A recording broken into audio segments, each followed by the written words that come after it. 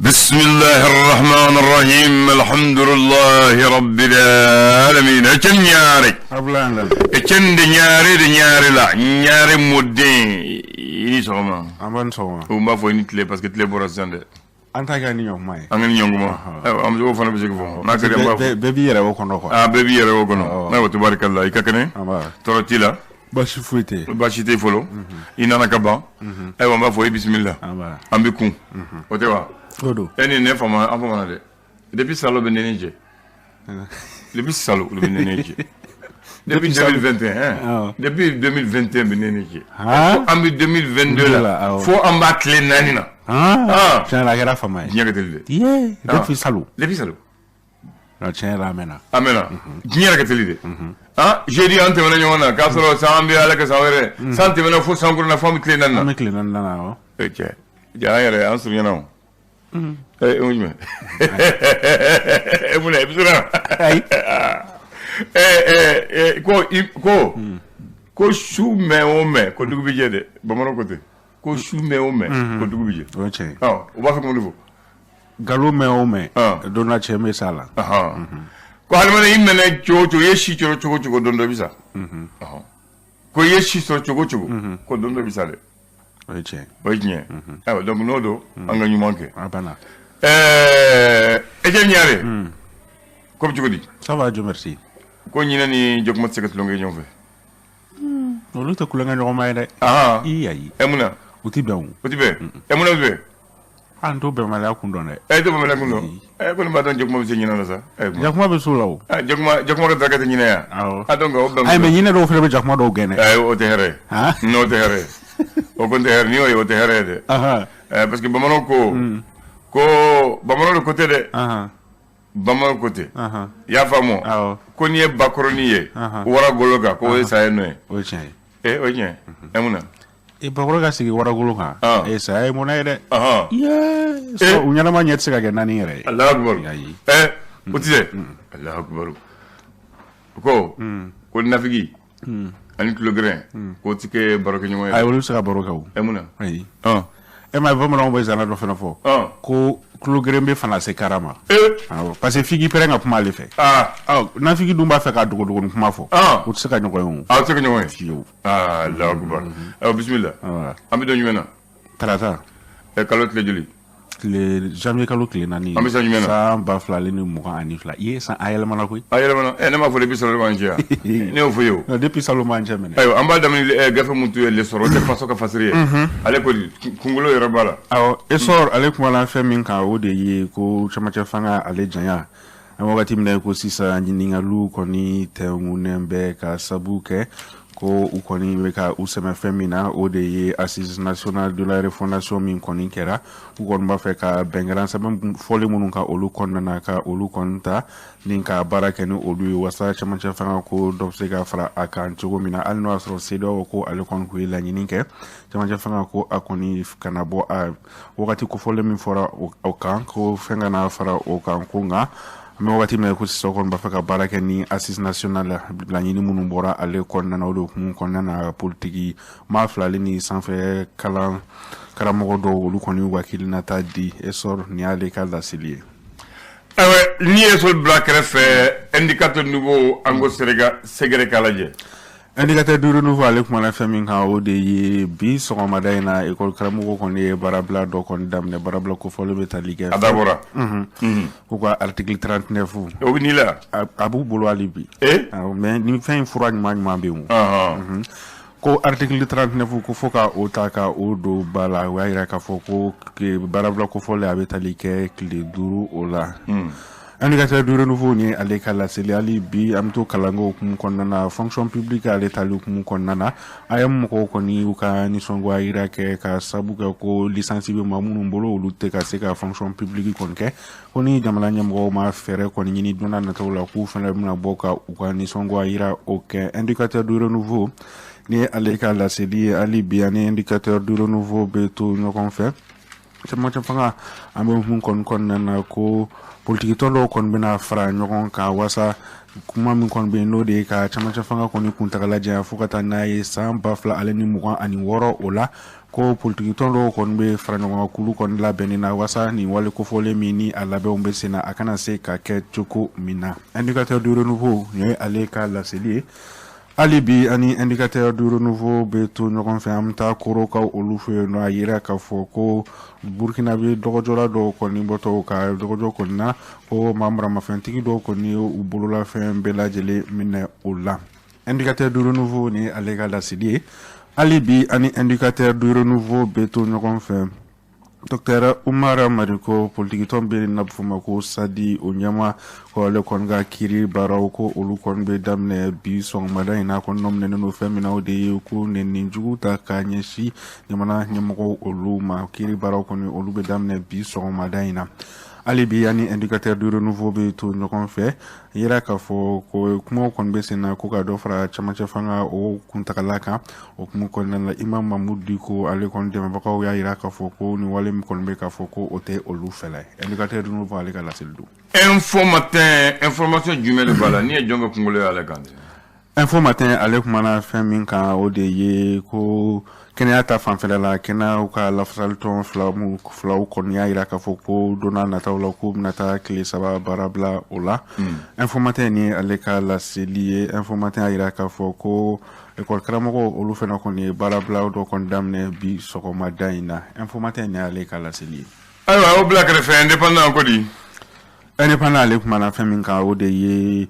Dr. Umar Mariko ale ni Bakari Kamara ko olu kɔni ka sɔrɔ ne olu kɔni ka ko u ka sɔrɔ ko o bɛna ɲɛdɔn bi sɔgɔmada in na o de kiri ta fanfɛla kɔni bɛna kuma a kan bi sɔgɔmada in na ko yala u bɛna bila fɔlɔ kan ni kiri tigilamɔgɔw ka se u ma wa ko o baaraw bɛɛ lajɛlen kɔni bɛna dɔn kiri baara minnu ni olu ka ɲi ka kɛ bi sɔgɔmada in na indépendant ni ale ka laseli ye hali bi ani indépendant bɛ to ɲɔgɔn fɛ kɛnɛya ko ta fanfɛla na kɛnɛya to ka lafasalitɔn fila olu kɔnɔ yira k'a fɔ ko nin kalo tile 17 ko u kɔni bɛna taa baarabila dɔw kɔni na indépendant ni y'ale ka laseli hali bi ani indépendant bɛ to ɲɔgɔn fɛ coronavirus ale hukumu kɔnɔna na a yira k'a fɔ ko k'a daminɛ décembre kalo tile 27 ka na n'a ye janvier kalo tile 2 san 2022 ale ni 22 ko coronavirus ka min kɔni yira Mali la k'a bɛ ti jɔ 1400 ale ni 70 o la yira k'a fɔ ko an bɛ wagati min na ko sisan Mali kɔni ka to ko o bɛ ka yɛlɛ ko maa 14 olu kɔni nin tora a la yira k'a fɔ ko an bɛ wagati min na ko sisan mɔgɔw k'u hakili to mesures barrières olu bɛ se ka respecter cogo min na ani min tali kɛ an bɛ taa a ye mɔgɔ olu fɛ yen nɔ indépendant ale ka sɛbɛnniw hukumu kɔnɔna na fonction publique ale baaraw kɔni bɛ ka kɛ a ye mɔgɔ yira k'a fɔ ko tali kɔni bɛ ka kɛ lisansitigiw tɛ ka se ka ni concours kofɔlen o kɛ ko o kɔni tɛ olu fɛla ye o de hukumu kɔnɔna na k'u b'a ɲini jamana ɲɛmɔgɔw fɛ u ka fɛɛrɛ bɛɛ lajɛlen kɛ walasa donna nataw la lisansi bɛ maa minnu bolo olu fana nin bɛ se ka don fonction publique concours la cogo min na ko sinon ko donna nataw la u fana bɛna bɔ k'u ka nisɔngoya yira o kɛ indépendant ni ye ale ka laseli hali bi ani indépendant bɛ to ɲɔgɔn fɛ sisan lakana ko ta fanfɛla la an ka finitigilakaw ka wuli ka jɔ kɔni sera ka kɛ sababu ye Mali caman caman fanfɛ ka dankari kɛ banbanca wale kɛba maa 100 bɔɲɔgɔnko la ale ni u dagayɔrɔw kɔni ka se ka olu fɛnɛ kɔni tiɲɛ ale ni k'u ka maramafɛn dɔw kɔni minɛ kunnafoniya yira k'a fɔ ko ni wale in kɔni senfɛ an ka finitigilaka 15 olu ni tora a la indépendant ni ale ka laseli ayiwa le combat kelebindo ale ko di combat ale kumana fɛn min kan ko charte ni o ye camancɛ fanga bɛn ko kɛra min kan ni ko o ye kalo 18 ye ko kalo 18 ko o kɔni bɛ ka taa san 5 o la ko yala camancɛ fanga mɔgɔw ko maa bɛ se ka danaya ta ka da u kan wa combat ale ye ɲininkali tɛngu o yɔrɔ la hali bi min bɛ tali kɛ an bɛ taa ni combat kɔni ye a yira k'a fɔ an bɛ wagati min na i ko sisan Mali aigle ka maillot ko Mali kɔni k'u bɛ ka o ladege ka o feere nka a ma kofɔlen ni o ye Amadu Alpha Jakite an bɛ wagati min na i ko sisan ale kɔni minɛna k'a di kiri tigilamɔgɔw olu ma an bɛ continue ni combat ye hali bi min bɛ tali kɛ maa min bɛ yen ni a bɛ fɔ ma ko Cɔrɔnɔ Umar As Jalo ni ministre kɔrɔ kun don IBK ka taa na ministre min yɛrɛ kun don o de ko ye ministre min ɲɛsinnen don bato ko ma ale ni diinɛ kɔɲɔw ɲɛnabɔli ma o ministre kun don an bɛ wagati min na i ko sisan ko ale fɛnɛ kɔni nɔ minɛnen don kiri tigilamɔgɔw fɛ ka sabu kɛ ko pèlerinage n'o o ye hiji wari dɔw ye ko dunkojuguya dɔ kɔni taara ka ɲɛsin olu ma o de hukumu kɔnɔna na wagati min na i ko sisan ale fɛnɛ nɔ minɛnen don kiri tigilamɔgɔw olu fɛ Mali Tribune tribune kaño Mali tribune ale kumana Modibo Mawo Makalu ni ale soro dombangane ale ayira ka fo ko ambe wakati mina iko sisa alibi ko Mali kon glone no deme mi kon be takanyeshi ama ko kan ko okoni ko o joda ba kon be Mali ale ka tanya ola Modibo Mawo Makalu ni ale ka la sele ka bo Mali tribune o konnana tali kali bi am to soro ko muta fanfela ola krenkena sine jarali la sele do ke kayira ka fo ko chronogramme min kon ni o kudira sida o mako fa ko yala ko ameka ta chugo mina ko eske ona seka bato wa Mali tribune ale ka la seli o yeni ambe saloli kani ale Mali tribune ambe salon kene wote bashi chronogramme mun dira anta do nabike ni sida o ni anga nyewala nyemo nyoye ni mun borala amna fo jamono dewi na la sor wote wa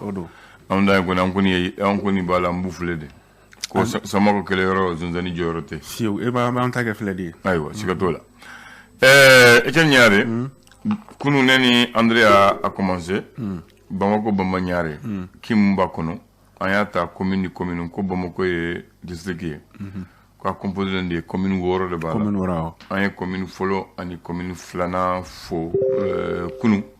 Ambna sabana ani nanina ambna olofo yebi. Ambna inyini gani bi dobo. Commune mu fora e ko mbna foye. Commune folo. Ko ale quartier Bankoni, Bankoni Razel, Bulkasumbugu, Sotiba, Djelibugu, Dumanzana, Fadjigla, Korofina Sud, Korofina Nord, et Chikoroni. Commune Flana, ko ale quartier Nyarela, Bagadaji, Medina Kora, Bozola, Misira, Hippodrome, 15 ans Bougou, Bakari Bougou, Sanfil, Zone Triel, Bougouba, Ngomi. Donc, bon, maintenant, commune Savana, et commune Nanina. Commune Savana, quartier de là. Bolibana. On est bon, on est juin. Bamako Kura. Ah, bon, on est bon. On est juin. Commune Savana. Avec un territoire que dogo mais avec kinde que boni Bamako kinde. Commune Savana, en bas d'un centre commercial. On va voir pour moi Souba. Centre commercial. Badjalan Folo. Fla ani saba Badjalan e sabare bo tu nyongo gidon dal Badjalan Folo Badjalan Flana ani Badjalan Laban ou Badjalan Sabana bamana kando na kaliba fo labana na kaliba fo sabana no temenen ko Bamako Kura be Bamako Kura Bolibana be o te kalen de Bamako Kura Bolibana ni temeno ka Dar Salam be no bona Jakoni be Dravela ani Dravela Bolibana o fana e fly Dravela ani Dravela Bolibana no borala Kodabugu Kuluninko Kulba village ani Kulba village o e dumoy Kulba o e Asimi Bioromini maintenant il y a Nyomirambugu il y a Ntomin Korobugu il y a Wolfobugu il y a Yama il y a Olfobugu Bolibana Wolfana ya fly. Wolfobugu ani Wolfobugu Bolibana. No bora ya ponje be bodon. Same. E bodon. Sanankoro, Sirakoro Dumfi, Sogonafi et Minkungo. Ah, nous be commune 3. Commune 3 de. Commune 3 de Gaboni, commune B Kina. Uluka maire, ouais madame Djire Mariam Diallo. Uluka Bonya 23 km². Uluka Jama Hadamade Mumbe 119 207 personnes.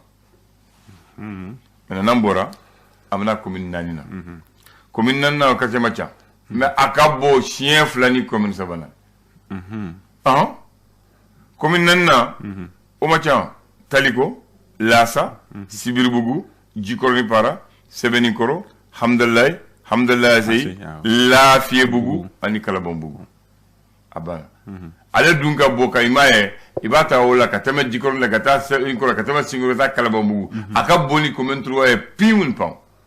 Mais ale ka kim atui obo. Kawate comme trois ta. Ati comme trois obo. Ale ka mo hadema hakemumbala, hademade hakemumbala, o faraka chani comme trois. Parce que le 300 085 personnes. 300 000 Bamanagana Vojuri.